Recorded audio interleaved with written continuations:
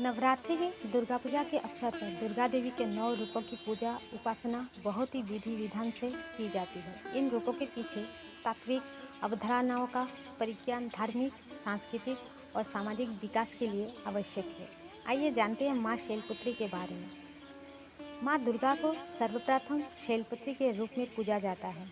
हिमालय के वहाँ पुत्री के रूप में जन्म लेने के कारण उनका नामकरण हुआ शैलपुत्री। इनका वाहन वृषभ है, इसलिए ये देवी वृषारूढ़ा के नाम से भी जानी जाती है। इस देवी ने दाएं हाथ में त्रिशूल धारण कर रखा है और बाएं हाथ में कमल सुशोभित है। यही देवी प्रथम दुर्गा है। यही सती के नाम से भी जानी जाती है। उनकी एक मार्मिक कहानी है। एक बार जब प्रजापति ने यज्ञ किया तो इसमें सारे देवताओं को निमंत्रित किया, भगवान शंकर को नहीं। सती यज्ञ में जाने के लिए विकल हो उठी। शंकर जी ने कहा कि सारे देवताओं को निमंत्रित किया गया है, लेकिन उन्हें नहीं। ऐसे में वहां जाना उचित नहीं है। सती का प्रबल आग्रह देखकर शंकर जी ने उन्हें यज्ञ में जाने की अनुमति दे दी।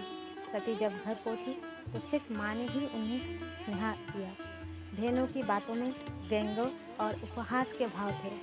भगवान शंकर के प्रति भी तिरस्कार का भाव था। दक्ष ने भी उनके प्रति अपमानजनक वचन कहे। इससे सती को क्लेश पहुंचा। वो अपने पति का ये अपमान ना सह सकी और योगाग्नि द्वारा अपने को जलाकर भस्म कर लिया। इस तरुण दुख से व्यथित होकर शंकर भगवान ने उस यज्ञ का विध्वंस कर दिया।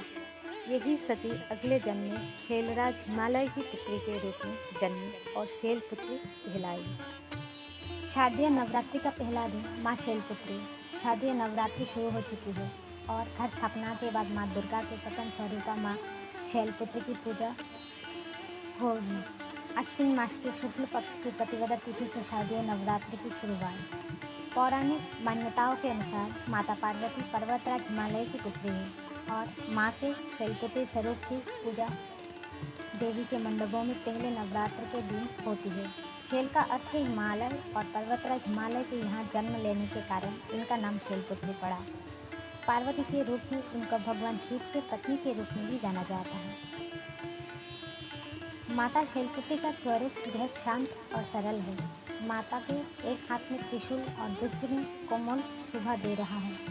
माँ अपने नंदी नामक बैल पर सवार होकर संपूर्ण हिमालय पर विराजमान है। इस